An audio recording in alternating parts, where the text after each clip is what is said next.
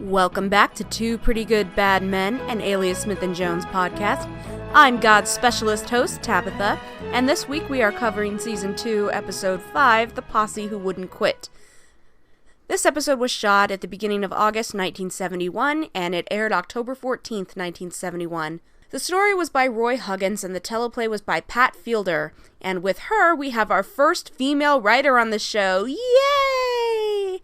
Having women in the writer's room wasn't super duper common back then, so this is a joyous occasion.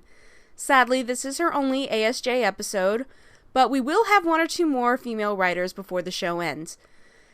Fielder was a UCLA theater graduate. Before writing for television, she had some B features to her name, movies like The Monster Who Challenged the World and The Return of Dracula. Her first television credit was an episode of The Alaskans in 1959. She went on to write for Wagon Train, Dr. Kildare, Ben Casey, and The High Chaparral. She wrote 7 episodes of The Rifleman and 3 episodes of The Rebel, so she was familiar with westerns. She also wrote an episode of Starsky and Hutch. That's very important. Sadly, the episode was Blindfold, which is the worst episode of Starsky and Hutch ever. I said what I said. She also wrote for Banachek, Policewoman, Charlie's Angels, and Fantasy Island. Her last IMDb credit is for the 1981 miniseries Goliath Awaits. It's about a team of scientists who find an entire underwater community living in a sunken ocean liner. That sounds amazing, actually. This episode was directed by Harry Falk. This is his only ASJ episode, too.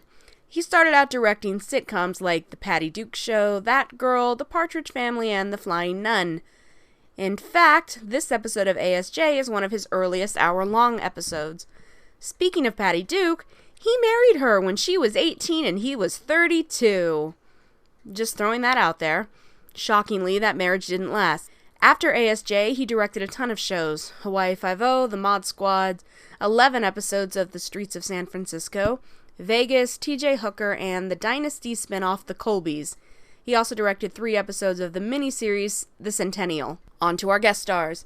We have the Vera Miles as Belle Jordan, she of Psycho, The Searchers, The Wrong Man, and The FBI Story. She also did a lot of television work on Laramie, The Twilight Zone, General Electric Theater, Route 66, The Man from U.N.C.L.E., and Bonanza. She did TV movies as well, like everybody did in those days. She did Fire, A Howling in the Woods, and Smash Up on Interstate 5. She worked well into the 80s on Murder, She Wrote, Simon & Simon, and Little House on the Prairie. And she even reprised her role as Lila in Psycho 2. What a trooper. Hitchcock had Miles as one of his blonde fixations for a while. He was going to cast her in the lead of Vertigo, but she pulled out after getting pregnant, so she managed to escape the worst of his tendencies. She retired from acting in 1995, and as of this recording is still alive.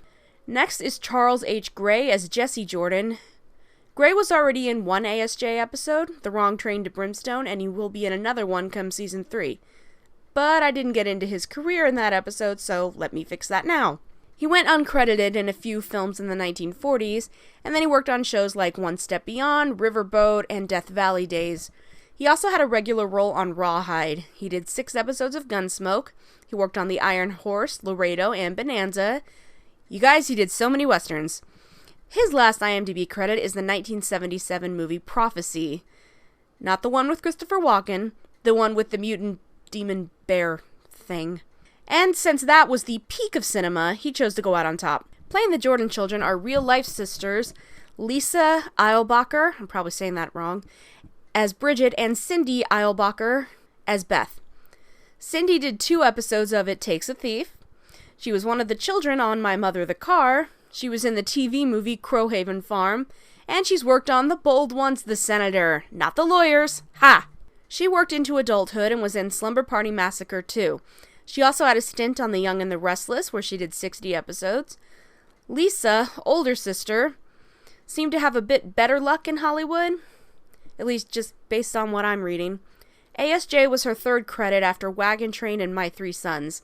She later did Bonanza, The Brady Bunch, and The Waltons. And she did the TV movie Bad Ronald. She had a recurring role on the Hardy Boys / Nancy Drew mysteries. She starred on the very short-lived series Me and Mom with James Earl Jones, Harry Darrow, and Holland Taylor. It was about a mother-daughter PI duo who worked with their late father / husband's partner. I'm not gonna lie, that sounds amazing. She had parts in films like Beverly Hills Cop, Leviathan, and An Officer and a Gentleman. She and her sister and their brother Bobby all quit the business by the mid-90s. And finally we have Richard X. Slattery as Sheriff Morrison. Before becoming a professional actor, he was an NYPD officer for 12 years. He was in movies like Walking Tall, Herbie Rides Again, Bustin', The Boston Strangler, and The Apple Dumpling Gang Rides Again. Lots of things ride again when Slattery is around, I guess. On television, he had a short-lived show called Mr. Roberts. This was apparently based on a book, turned play, turned movie. He also worked on The Andy Griffith Show, The FBI, The Green Hornet, Switch, and Emergency. He had a recurring role on another short-lived series called CPO Sharky, starring Don Rickles, and Slattery passed away in 1997 at age 71. This episode went through a couple of titles before it was finalized as The Posse Who Wouldn't Quit. It was first called The Daughters of Belle Jordan and then Hideout. Both of these titles would make way more sense than The Posse Who Wouldn't Quit. This episode is not about that posse. We barely see them, and when we do, it is stock footage from the Virginian and the Big Valley. So why did we name the episode after them? Anyway, on to the episode. There's no sneak peek again, and I really didn't remember them foregoing the sneak peek so often, but I'm here for it. The guys are riding as fast as they can to escape this posse, and I have some terrible news. Kid still has his mustache from last week. Danny's dead. You can shave it off now, please. I have to say, Pete looks great on that horse. I know he was a more experienced rider than Ben was, and I don't know, it kind of shows. They come to a river and cross it slowly. They don't see anybody around, and the scenery is really beautiful. Once they make it to the other side, Hayes dismounts and attempts to cover their tracks with some brush. And then they're back on the move. Too bad for them, the posse is still on their trail. Hayes figures out they must have an Apache in their party because it's been 3 days and they haven't managed to lose them. Kid's worried that their horses won't last much longer. Hayes is more worried that they won't last much longer. Also, Hayes' hat is off and he's got a bandana tied around his head. It's just a different look for him. They spot a wagon and decide to try their luck with whoever's driving it. They get off their horses, grab their bags, and then send the horses off on their own. Cue opening credits. The person in the wagon is named Belle Jordan. She stops for the boys but immediately pulls a shotgun on them, and who can blame her? They feed her a story about losing their horses to poison water, and I feel like she's not really buying it, but she lets them ride with her anyway. Kid rides up front with her and Hayes rides in the back. And Vera Miles rightly gets the special guest star credit. They pull up to her ranch, which has a for sale sign in front of it. She calls to her husband Jesse, who's in a wheelchair with a broken leg, and her 2 daughters are spying from under the porch.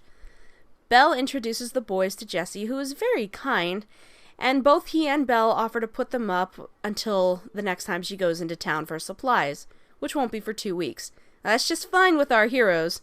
They get to lay low in an isolated cabin. They do offer to pay for their keep by doing ranch work that Jesse can't do because of his injury.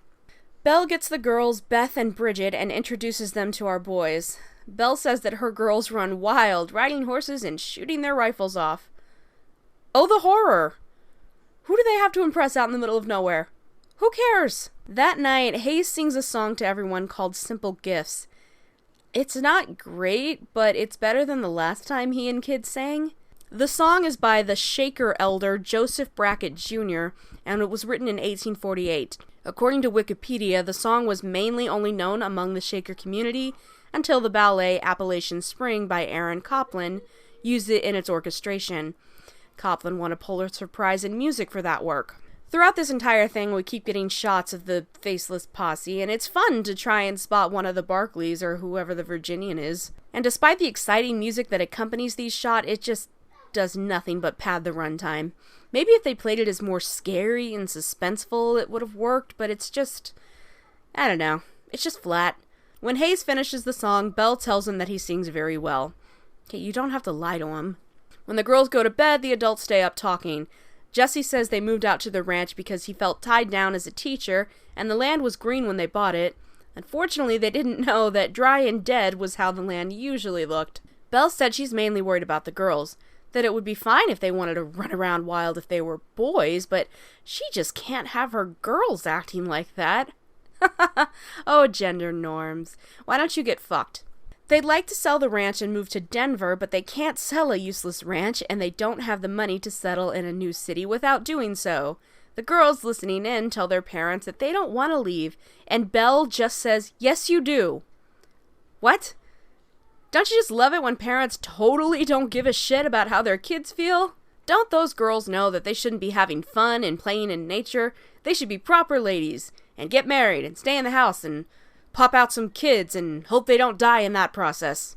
The next morning, the boys hear gunfire, and they jump out of their beds. But it's only the girls shooting their rifles at some cans. Kid goes out to join them. The girls dare him to shoot any better than they do. He says he's not very good with a rifle, and Bridget says neither is she.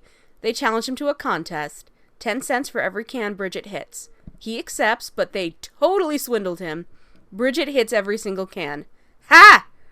How does it feel, kid? Hayes is just kind of watching with fondness from the bunkhouse door. It's really cute. Kid then says he's a little better with a revolver than a rifle. He then plays them with that, "Oh, but he's not that good and wouldn't want to embarrass himself." The girls raise the stakes to 20 cents a can. We all know what happens. He hits every can super fast. Then he says that girls shouldn't fool around with handguns. You know what, kid? Stop it! If girls shouldn't, then boys shouldn't either. True to their word, the boys are working on the ranch. They're fixing a fence when the girls ride up and ask them to go on a picnic with them. It is adorable watching the boys saddle up behind the girls and playfully racing to the picnic spot. The girls are just smitten, and of course they are. Not only is there nobody else around except their parents, but Hayes and Kid are so cute and so good at what they do. The four eat together by the water's edge under a tree, and they continue to bond. Bridget asks Hayes about Denver, if it's really beautiful. Hayes assures her that it is. Then he teaches her the words to Simple Gifts. Why do we have to sing the song again? Now all four of them are singing. Great. Cut to that night when the girls are singing the song yet again for their parents. Hayes is playing the guitar, and it's hard to tell, but Kid looks like he's sleeping. Honestly, same. I'm sick of that song, too. The next day, the posse, or at least 2 guys, come up to the ranch. One of the guys shouts at the family from outside. He's Sheriff Morrison, and he says he wants to talk. Belle goes out on the porch to hear him out. He tells her that she has Hannibal Hayes and Kid Curry inside and that the place is surrounded and they want them turned over to them. She asks him to wait and he says he will, but not long. I mean, after all, the place is super duper surrounded. I mean, didn't you see that one other guy? Belle goes inside and asks what the fuck this is all about. The boys won't lie to her and they admit that they are who the sheriff says they are. And the family takes this shockingly well. Jesse says they have to turn them over for the girls' safety, but nobody seems to be mad at them. The girls are like, "No, not our boyfriends." Hayes comes up with the idea that Belle should tell Morrison that they're her prisoners and she's turning them in. If someone has to get the reward money, they'd rather it be the Jordans than the 2 guys, the 13 guys supposedly outside. Bridget and Beth are upset and don't want the boys turned in at all.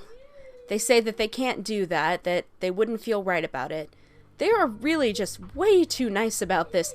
They've been lied to and have had 2 fugitives living with them under false pretenses, and they're just like, "Oh, but you're our friends. We can't let anything bad happen to you. Who would act like this?"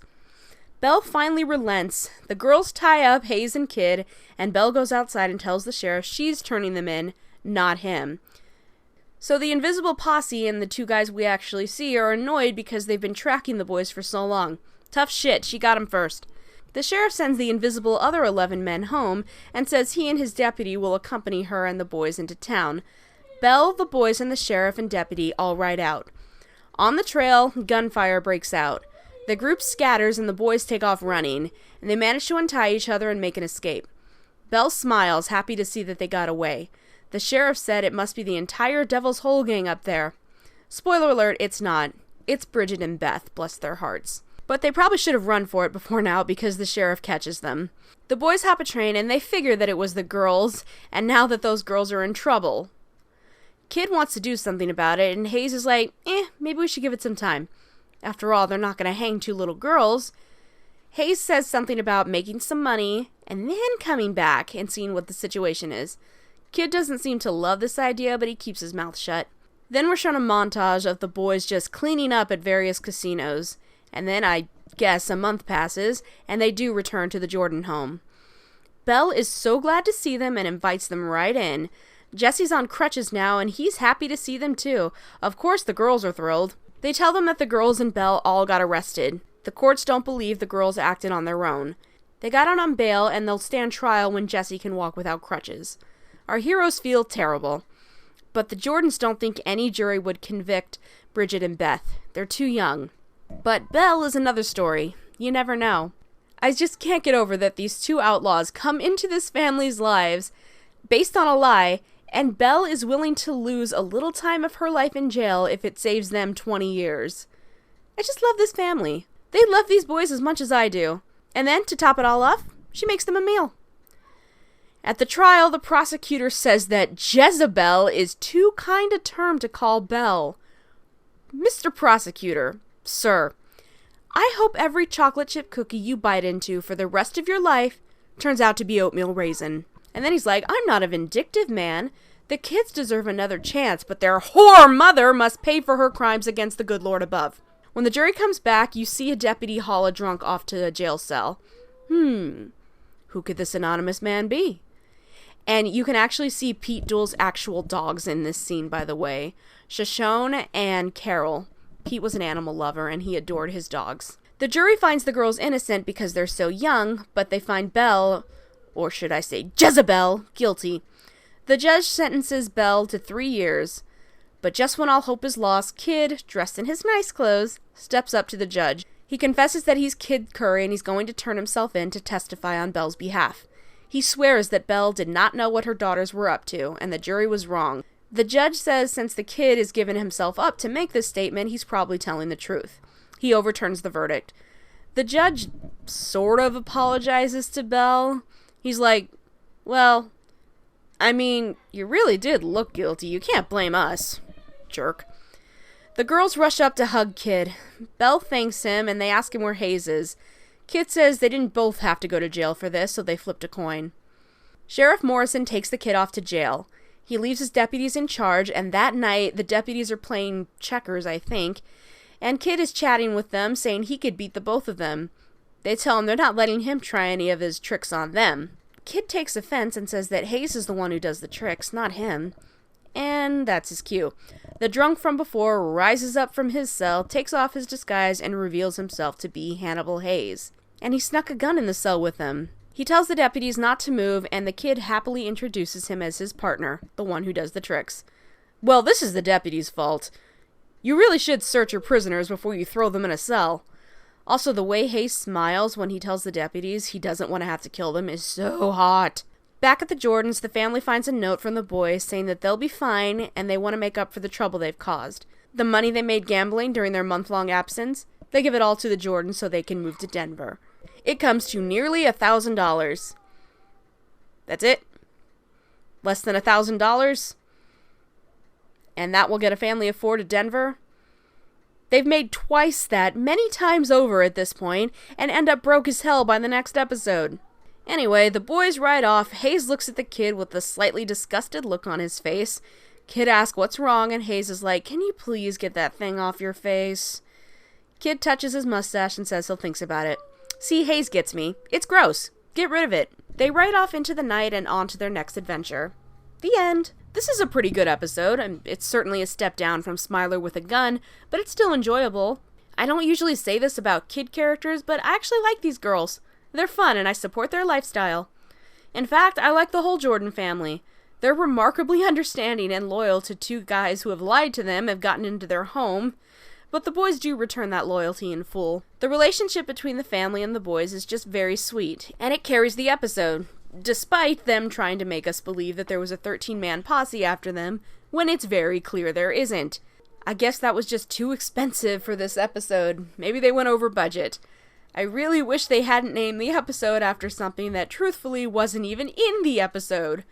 The scene with the sheriff telling them that they're surrounded, but then only showing him and one other guy, is just hilarious, and how obvious it is that they are not surrounded. The line of the episode goes to Bridget. When the court breaks for a recess, she asks her mom what a Jezebel is. Poor child. The episode goes to the Jordans for their unflinching loyalty even at a cost to themselves. Next time on Alias Smith & Jones, Kid gets a boyfriend, and Hayes is captivated by the works of Mark Twain. Research for this podcast comes mainly from the wonderful book Alias, Smith & Jones, The Story of Two Pretty Good Bad Men by Sandra K. Segala and Joanne M. Bagwell. Thanks for listening.